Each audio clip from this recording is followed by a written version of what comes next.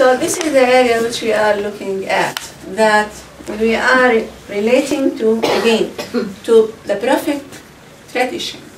We have to ask first, is this really a prophetic tradition? This is important. So this is the first question. This is question number 1. Did the Prophet say it? First, is it a prophetic tradition?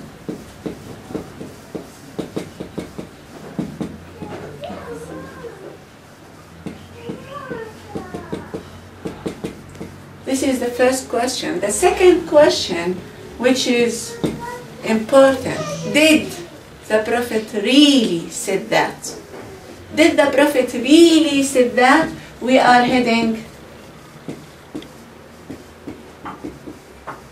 Did he say that? Yes. Did he say that? Yes, grammatically speaking. Did he say that? So we have to bring, or to head, heading immediately to the science of hadith. Again, last time you asked me, we don't have enough information about the science of hadith. What can I do? I'm just ordinary Muslimah. Okay? Regardless if you are speaking Arabic or not, we all face the same problem. If you don't have enough information about the science, so you go immediately and you ask the people who work in this science. So if you have problem, you have disease, you go to the medicine. Okay? If you have, this is according to Al-Hasan al-Basri, we are the medicine you say, of these traditions. We have the science, so we know. Okay? But you don't know whom you should ask. Googling about certain hadith, you can go to different But there are certain areas. websites that Yes, are known to be reliable. exactly. So those websites, for example, the website of Jama'at al-Hadith, the group of Hadith, the people of Hadith. Now, because you are heading to English, we said last time, I found this, and I think Noor was circulating another site, which is a very beneficial one. The first one, we said it is Sheikh al-Munjid, we said? Yeah. Yeah, Sheikh al-Munjid. It is in English and it is in Arabic, and he put the classification for many hadiths there. So this is a very comfortable answer, okay, to start with. But what if I don't know anything and now I'm in the middle of discussion and someone bring in certain hadith? Example. Okay. This hadith, which says that women are the title of unhappiness. Let's put it this way. I don't know the exact translation for that. Ash-shu'm. Ash-shu'm. When you see, for example, an owl, according to the Arab, the minute they see an owl, It's an omen of bad things. exactly, The omen yeah. of, this is the word, it was missing word. So they are the omen. So, bad omen. So, we have this tradition. People always bring it in. Okay? Again, the signs of, say it again, bad omen. Omen. Yeah. Omen. Omen. Okay? They name 3 things. Women, houses, الشؤم في 3. المرأة والدار والركوبة. That the animal that Transport, yeah. exactly you are using as a transport. So again, الشؤم في 3. Okay, let's welcome on this hadith. Yes, bad omen. Oh, yeah, still The woman, the wife or the woman? the woman in Mother. The general. woman in Yeah. general. Well, and of course, The when you house. go to the The house, wife. yes, So what's And the animal that you transport? So everything you The need. car or the animal or whatever. Yeah, that's it. الشؤم في ثلاثة. When they say Dar al Salam. That Dar al omen Salam. in three things. Okay? And the narrator mentioned, related to the Prophet Muhammad ﷺ, he said that الشؤم في ثلاثة. Of course, the narrator is, the companion is Abdullah ibn Umar. رضي الله عنهم. Okay? So الشؤم في ثلاثة. Again, المرأة, woman, the woman, and of course here, the explanation for this hadith to mean wives. Because your husband will refer to you as Yes, the you're right. الشؤم في ثلاثة المرأة والدار والركوبة. الركوبة that the animal, the thing that you are, well, specific, those days it was animals, okay, that you are using to ride and to use as transporting yourself. Taban. Okay. I have a question. We could look at it in a non-negative way, you know, not that we're the problem, but he may get lost in us, or he may get lost in his beautiful house, or he may, Lost in his car. yeah, or he may feel like, oh, I have a nice, you know, animal, I'm a rich man. No, I don't want you to use anything. Reason is not invited yet. Okay? What is invited now is this, the first question. Did the Prophet said that? Okay? Quick search, you'll find that this hadith in Sahih al-Bukhari. And we said every time we are going to bring some sound hadith, if they are sound, if they are not, sometimes we may discover that the first question to say, don't even think about this hadith because it is not hadith. Forget about it, okay? You threw it away, okay? But now we have this. We are faced by this. The Prophet said it. It is classified as sahih, sound, the higher level of sound, because according to the people of the East, the higher source in prophetic traditions is Sahih al-Bukhari. Going to Morocco and the other part of the Islamic world, it is Sahih Muslim, but here it is Sahih al-Bukhari. Again, why? Because his conditions were higher, according to the science of hadith. Good? Good. Quick information. And now, I'm Muslimah. I'm a Muslim woman. And alhamdulillah, the minute someone threw this in my face, exactly into my face, I have no say. I feel that as a woman, that I'm dishonored, I'm disgraced. I am a disgrace because what kind of good thing I'm bringing to this nation? Heart. No, don't stay in that area. Immediately. Did you stop searching? Don't let anyone stop you from searching.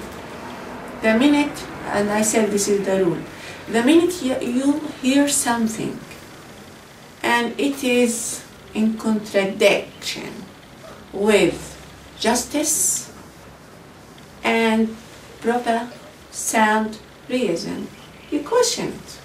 Okay? So the first quick search, and people, la hawla wa la quwwata illa billah, immediately they say, it is on Sahih al-Bukhari, you have no say about it. Well, yes, I have no say about it in Sahih al-Bukhari. So the first thing you have to do is to go and to search deeply. Here we go. The one who stood against this hadith, again according to Sahih al-Bukhari, another narration, it was Aisha radiyallahu anha. She said, La hawla wa la quwwata illa billah, this is my addition, but she said, Abdullah ibn Umar, he did not hear it properly. So there was something missing. She said, Abdullah ibn Umar, he entered the room in this part and he missed the beginning of this hadith. What does this say? In the beginning of this hadith, the Prophet started his saying by كان أهل الجاهلية يقولون.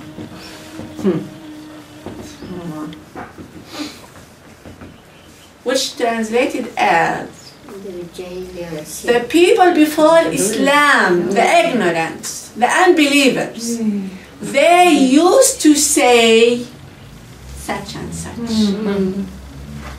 Different story, different conclusion. Why should we suffer then? Why we are suffering is because of this.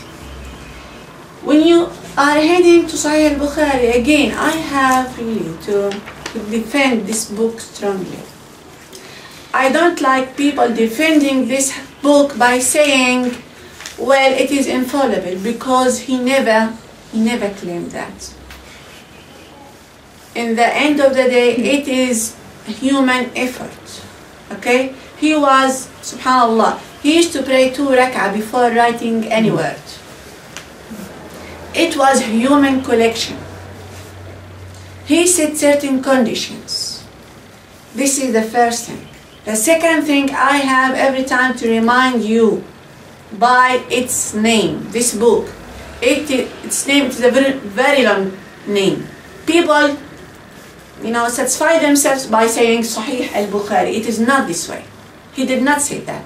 He said, this is al-Sahih al-Musnad al-Jami'u li-ayyam al-Rasul sallallahu alayhi wa sallam wa aqwalihi wa af'alihi.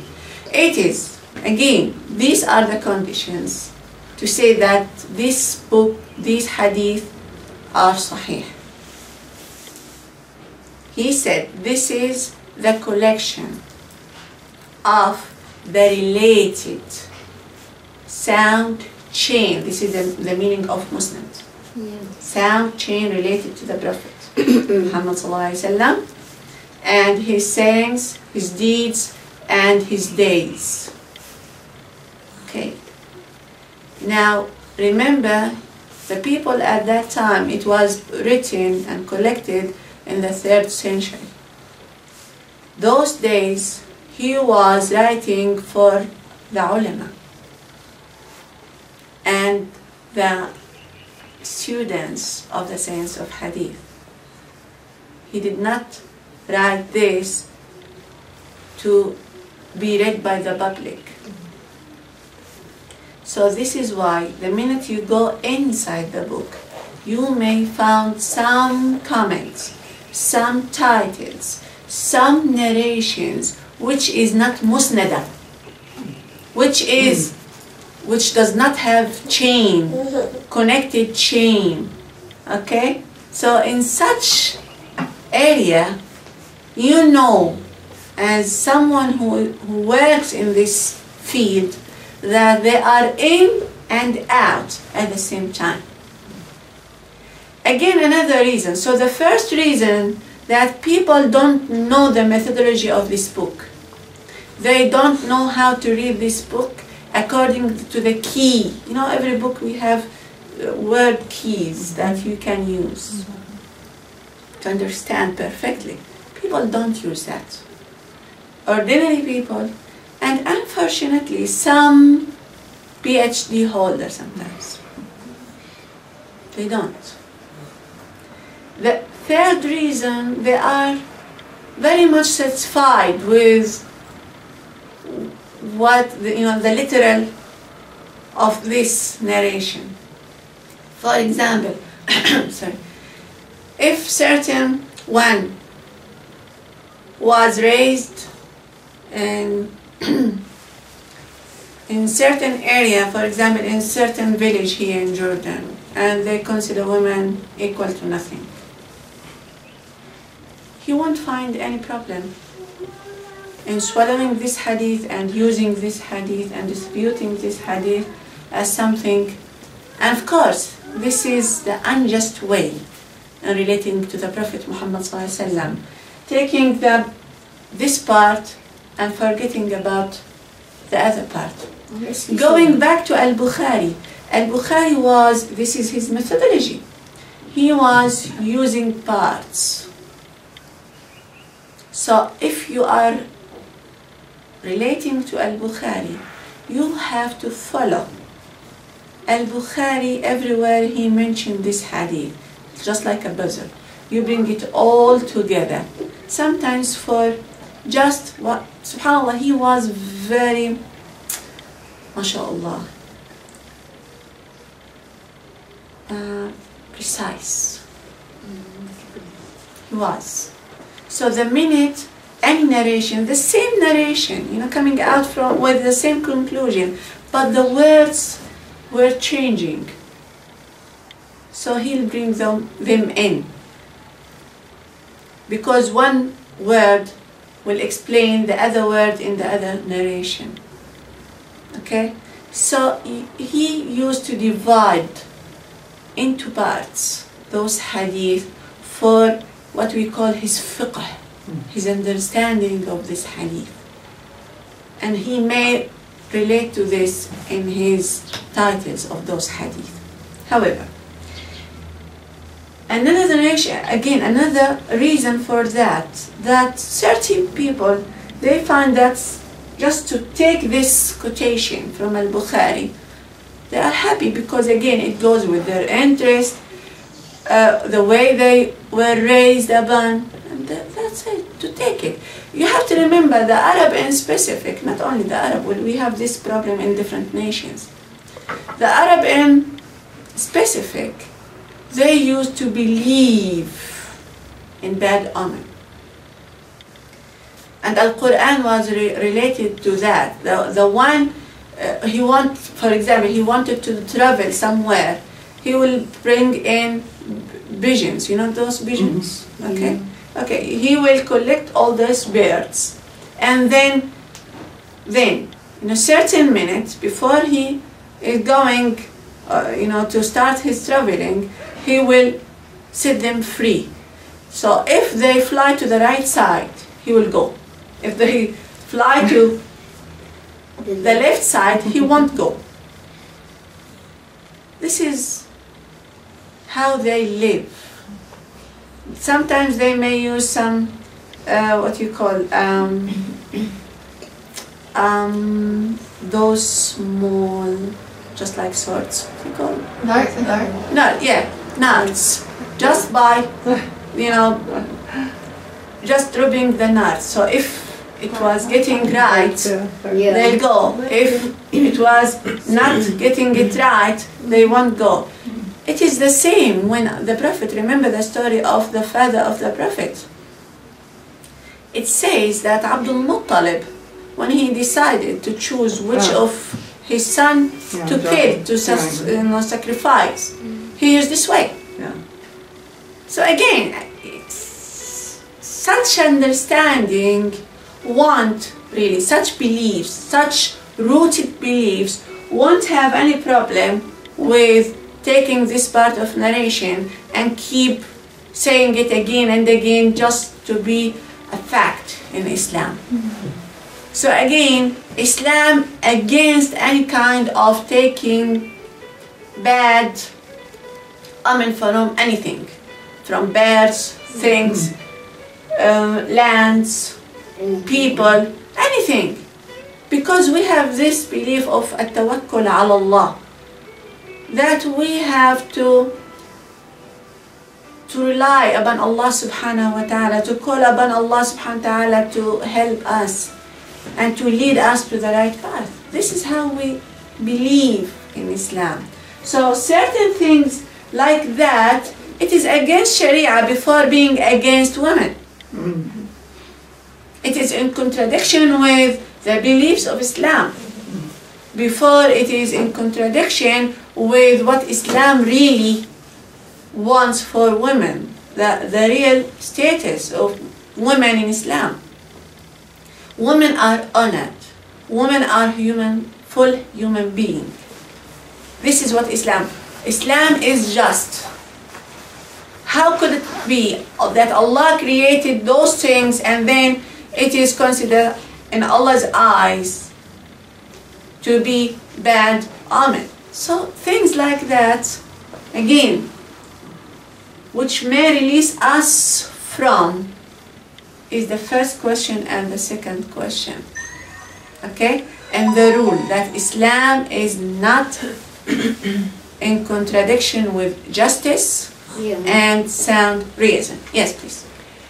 You say that Aisha narrated that this is only one part of the story. Which is missing, yes. Yeah. So this is a hadith. Where is Exactly, that hadith? this is the full hadith. Yeah, and where is that hadith? In Sahih Bukhari. No, actually, what Dr. Dua is saying, Sahih Bukhari, Muslim, all gave the right hadith. The thing is, for this Imam, they just state the hadith as it is. But sometimes that's why we misinterpret the thing if you take it literal, you know. If So you take it have to halfway, refer to the if you take alim part of of it, hadith to Abdullah, explain to you. add part of it. Yeah. So we have to refer, you know, that's why for many of us, we don't go to Sahih Bukhari or Muslim just like that. Because if you see the literal meaning, it's not quite what it's supposed to be. So we have to refer to the people who know, the alim of the hadith, to explain the hadith. Well, yes, but in this case, don't take the first answer and you fly with it. What I'm saying, Well, really, we were in this area, for the just to alim add. of the hadith Yes, also, as but you here, say, no. we refer Yes, again we to do, the but the basic thing- teaching. yes. There is no way that Yes. in Islam we go against say about women just like Of course, that. yes. So the same for the alim of Yes, hadith. yes, but in this case, to make sure that you are taking it properly, as long as you feel that you are not comfortable, you know, with the answer, because again, those ulama, even in the present time, we have to admit that we are human beings. You know, we have shortage in many areas. So the minute you are Googling, for example, for this hadith, you have it from different areas and you look at it. You see what I mean? Because if some alim, just like what happened with Abdullah ibn Umar, who was a companion, still he is a human being. He did not, and I'm against, really I am, against any claims that those companions, male companions, they done it in purpose. Astaghfirullah. You know, to say because they were misogynist, they hated women. Yes, and this is like, you know, referring to Abu Huraira and Abdullah ibn Umar. Okay, well, this is very comfortable answer for those ill-minded women and ill-minded people. I'm against that. And I'm against taking part of the story and leaving the rest of it. I'm against going to Al-Quran and to read one verse and to say this is Al-Quran in this area. Because if this was the story, so we should not have 30 chapters. And we don't have one for surahs. And we don't have in every surah many verses. So the minute you have, you are dealing, you are treating any subject in Islam, when you are referring to Al-Quran, don't take only one verse. Because this subject was covered by many verses. So you have to bring all these verses. And if you have an explanation from the Prophet Muhammad ﷺ, who is the practical understanding of the Quran, so you have to bring it in. So any partial understanding, any partial evidence will cause damage. So we don't need that. Yes, please. I still don't understand it fully. These two hadiths are in Bukhari. These are two narrations for Yeah. the same hadith. Yeah, but they are both sound. They are both sound, they are Classified the both, same. but one of them It's not was complete. partial, Yeah. not complete. It's not complete. It is not a complete. He missed the first part of this prophetic saying. Yeah, but how can it then be classified as sound? No, it is sound, but the thing that why I'm classifying or why it was classified sound, Excellent. because it was related to the prophet upon sound chain. Okay. Yeah. Not only that, because this is how those ulama used to do. They were, again, this is my full answer now. Remember, I'm just reminding you. Every single hadith, this is the hadith. When we say hadith, we are not saying narration. We are saying prophetic tradition. Hadith, it is equal to prophetic tradition. Okay. Those prophetic or this prophetic tradition, take one. Okay. This prophetic tradition was related to us upon different roots. We call this the tree of chains. Really, we are doing that. So every single branch, every single root, it has a chain. So this chain should be judged individually first. So what we are doing in the sense of hadith, the first thing we do is searching for the roots of hadith and gathering them. We are doing that. Okay. Now the easy way actually, which we will be very much content with, that if one of those roots mentioned in al-Bukhari or Muslim, because this will say to us, this hadith in principle was accepted to be sound. Now you go to the second step. Unless, like this one, you have certain part which still in contradiction with the beliefs of Islam, the main rules of Islam. Okay? So in this case, again, any hadith, we have all these roots. Remember, every single root should be judged individually. Now, the total, it's just like counting. The total, if the total of these roots are heading to the sound, we say this hadith as a whole is sound. Okay? Sometimes you read in, this is why I keep saying that you need some information, basics in the science of hadith. To say that this root is weak does not nullify that this hadith is sound. How is that? Again, we are studying the roots. So if 99% are sound, this is to satisfy and to testify that this hadith was said by the Prophet Muhammad sallallahu alaihi wasallam. So if we have someone whose memorization is low, won't impact or have any influence on the result. You see what I mean? So, for example, I am in my car, and we have this Sandy problem.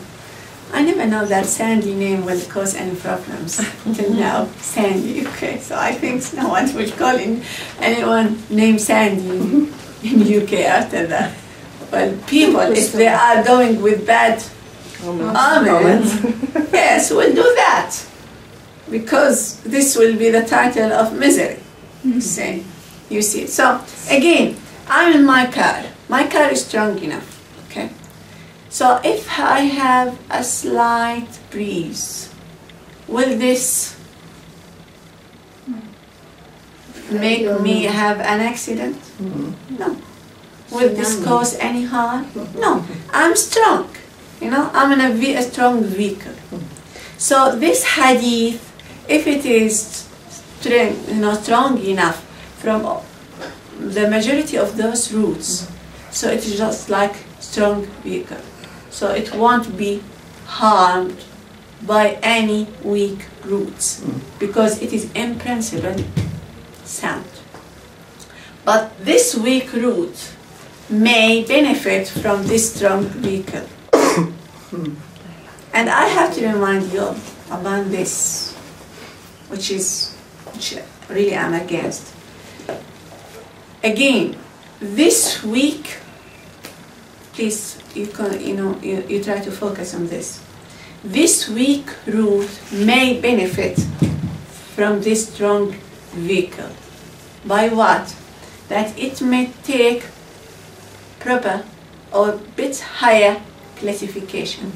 For example, if it was very weak, now it is weak. But it has, this is the precise words of the ulama. It is weak, but it has a sound source, a sound root from some other narrators. So they are very precise in this. So again, what can I do? Why should I take this as an evidence? This weak root I have to avoid. The minute I'm bringing my evidence in any study, I have to avoid this because this won't be hujjah by itself. It won't be a reliable evidence by itself. So instead of weakening my argument, I say, no, I don't need that because this is broken. Don't need it. So I go to the sound ones. This is why I'm against anyone who will say those weak hadith may be taken as an evidence. I won't accept that. I say every time, if we have sound root, we don't need those weak roots. But what about this hadith? This is not sound. Which but one? It's a very famous hadith. The Rasulullah ﷺ said, when Asma came to him, he turned away and he said, Ya Asma, when the woman reached puberty, only the hands and the face can be shown. This is a weak hadith, but it's... well, actually it is not fully weak. No, actually it was classified according to Sunan to be isnaduhu hasan. Yes, but still many people don't consider it that sound, but because there is no other hadith to say about the face and the hand. No, and they did not consider. Look, we have, in general, some people said it is weak, but we have another view that it is another classification in Sunan at-Tirmidhi and Sunan al-Nisa'i, where the classification is like this. Again, reading the roots. The ulama very precise. They said, Snaduhu Hasan. The meaning, its chain is acceptable. Okay? Hasan actually it is even more than that. It is to say good. Its chain is good. Okay? Why should we take this again? When we have isnaduhu is good, this to help me, comfortable me. It is a source of comfort that there is a probability that the Prophet Muhammad ﷺ said it. Okay? Why should I take this hadith? Not on its own face value only. This hadith is taken because and considered to be an evidence, not upon its own face value, but because we have another evidence, which is the practice of the Prophet Muhammad ﷺ and the female companions mentioned in different areas in hadith. So again, it was strengthening upon that. This is why it is taken as an evidence. So again, this is why I said that those weak hadith, or even having this low classification in the field of the accepted hadith, like this one which you mentioned, again, not upon their own face values, but upon the fact that those hadith were strengthened by another source, another evidence, another strong evidence. Again, this area, this hadith in specific, were strengthening by those hadith which described how the women during the life of the Prophet Muhammad sallallahu alaihi wasallam, the Prophet days, how they were covering themselves. You see? So this is how we look at it. Okay, I think we have to stop here today. Please got a comment. Too much on your sister. I want to comment that we are angered as an ummah. We are angered when the detractors of Islam or the Quran extract an ayah by itself. When the ayah is, and you have to have the preceding and the following because it is a causal ayah. If then this, a cause and effect. And we have the same thing with the hadith, like what you're saying here. The then is present, but the if, the extenuating circumstances is not present. So we're only getting a half of that. And we're very angered when the people do that and say, well, Islam says this, blah, blah, blah. And there's no historical context, there's no ayah preceding, ayah following, which make the whole ayah complete. Or again, other places where it's mentioned in the Quran. So if we're angered at this, why we do it ourselves? You know what I'm saying? We extract and we say, no, that's it, but we don't go farther, to say it's cause and effect. Well, actually, in this case, we are not following the right methodology. When we are treating Quran and Sunnah, it should be treated as a whole. Okay, revelation is two things: Quran and Sunnah. We are not saying it is only Al-Quran. This is very partial understanding of the sources of Islam. The original sources and the pure sources of Islam, they are Quran and Sunnah. Now, yes, we may disagree upon the understanding of those. That's fine. In this case, this is ijtihad. I'm doing my bit, you are doing your bit, you are bringing in your evidence, I'm bringing my evidence, but not to say, I'm not with this, I don't agree upon this for no reason. We don't have this in Islam. Okay, we have fanatics in every religion, and we have fanatics, historically speaking, and still we are suffering from that. In women field, which again, which we are in, and we are trying to activate the rights of Muslim women upon those sound evidence of Sharia, those sound understanding, those proper sound understanding of Sharia. This is our call, okay? And this is our mission here. If we play the same game, for example, bringing in this hadith, that the heaven is underneath women's feet. Well, if I want to play the game, I have to be happy with such narration and to keep it there, to keep saying, yeah, this is the hadith, yeah, this is the hadith, and I think I saw some post like this. If I do the same, playing the same game, you have to remember you are doing this against your deen first. Doing this for your own interest, this is haram. This is not justice. And this is not justice with your deen, with your sharia. Again, those narrations against women, they are against sharia in the first place, before being against women. Okay? So we have to stand really against such things. This hadith, which is not hadith, of course, it is just a saying. Okay? And again, it is about the hereafter. It is about the unseen world, which Allah only knows about. So you can't bring it in as a belief. And again, there is no chain, especially for this hadith. There is not even a chain for it. It is just people keep, because they are happy with, especially women. And We'll take anything we can get. I won't give it an excuse to say people are always against me, so I need something to take. Well, I'm not with this stance, and I am against it. For we are doing our job, our mission. It is for Allah and His Deen, and our interest should be always underneath that area. Okay. سبحانك اللهم وبحمدك نشهد أن لا إله إلا أنت نستغفرك ونتوب إليك.